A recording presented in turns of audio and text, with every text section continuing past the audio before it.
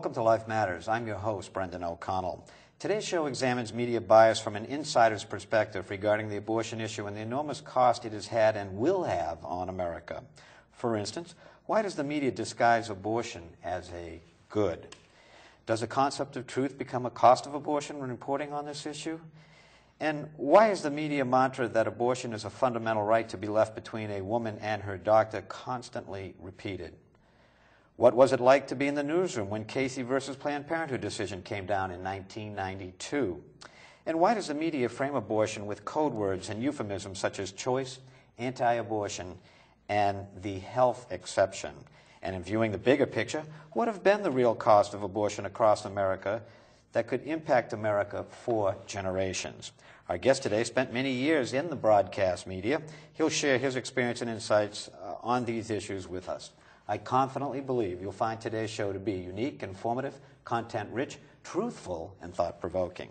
Today's guest was born in Texas, and growing up in a military family, he lived in Texas, California, and England.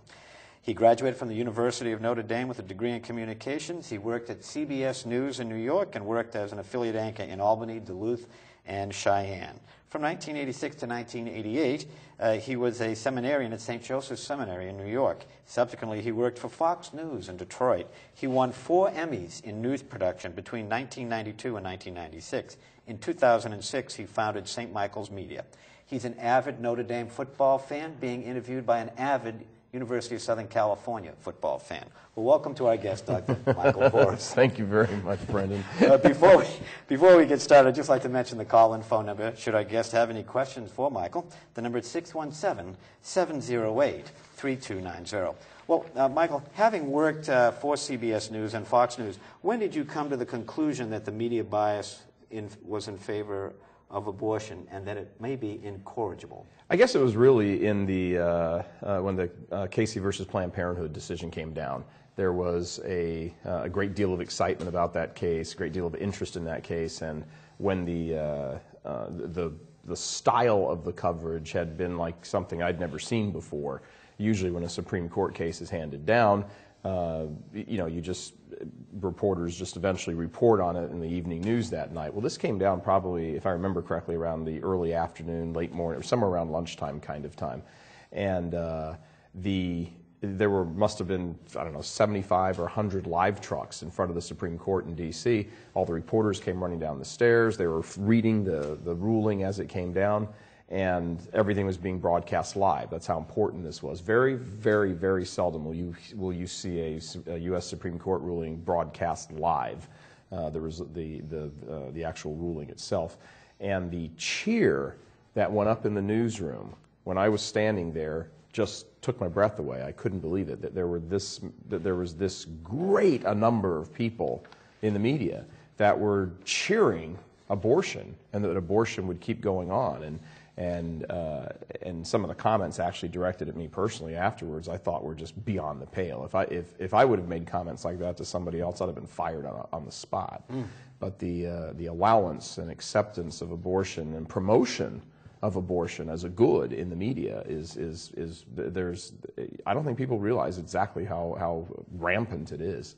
Well, how does the television or print or entertainment media disguise abortion as a good? Well, because it's the language that they use. It's that you never see the actual images of abortion. The media certainly doesn't have a problem showing sex. They sure don't have a problem showing violence. But when it comes to abortion, well, you can't show it's a relational. We don't want to deal with that. There's a number of different ways that it's promoted, but the largest way it's promoted is sort of through an ignorance. If you keep talking about it as something that it's really not, or a secondary aspect of it, and you never get to the heart of the matter, well then, you eventually have a generation or two that grows up that never really understands what the heart of the matter is, and has all kinds of misconceptions about it. I see.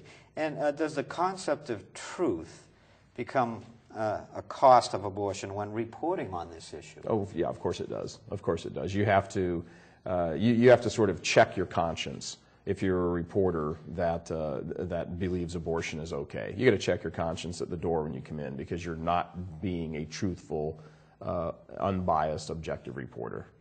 You're simply carrying someone else's water for them, and NARAL and NOW and all the other abortion supporters, you're just carrying their water for them. So I suppose it's possible that enough time has gone by now since Roe versus Wade that a lot of younger reporters just accept this, that they buy the propaganda themselves. But many of the older reporters understand exactly what's going on, and they reporters, not just reporters, but reporters, anchors, producers, everybody, editors, they know exactly what's going on, and they support it. That's the bottom line.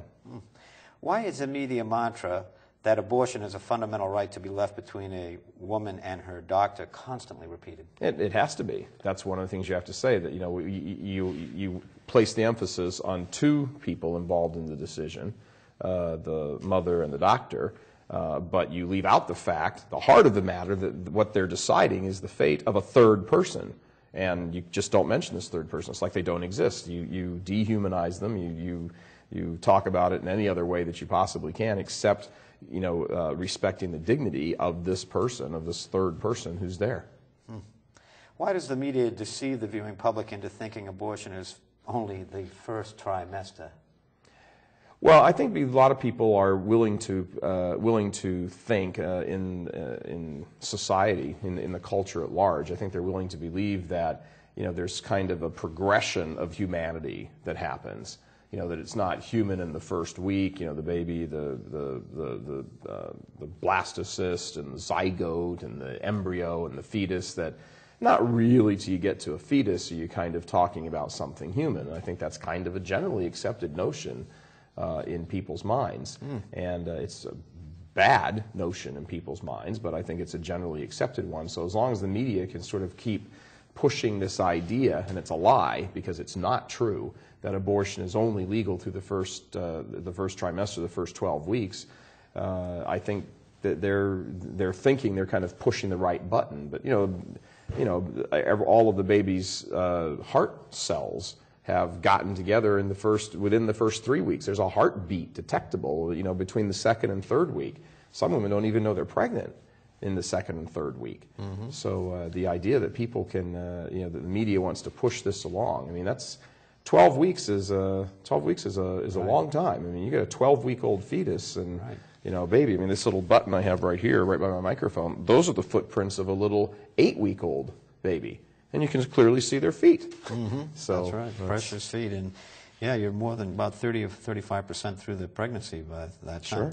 And then Doe versus Bolton, I know you said that that was actually more devastating almost than Roe versus Wade in the sense that it created abortion on demand? Yeah, exactly. And this is what a lot of people don't realize, is that when Roe versus Wade came down on January 22nd, 1973, the court had also taken a companion case and married them together. And the second case, Doe versus Bolton, is what really gave legs to Roe versus Wade. Roe versus Wade sort of set the parameter, and then Doe versus Bolton injected life into it, injected life into this ultimate death decision.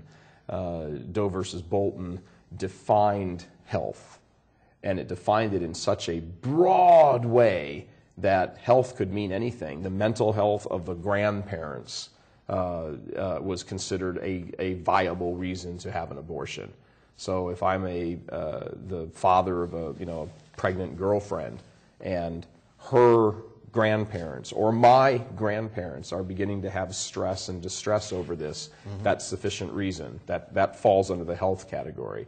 And I think one of the reasons the media pushes that all the time is because politicians who want to support abortion because they depend on the votes of people who like to kill babies are they are dependent on this notion of having people think the health of the mother.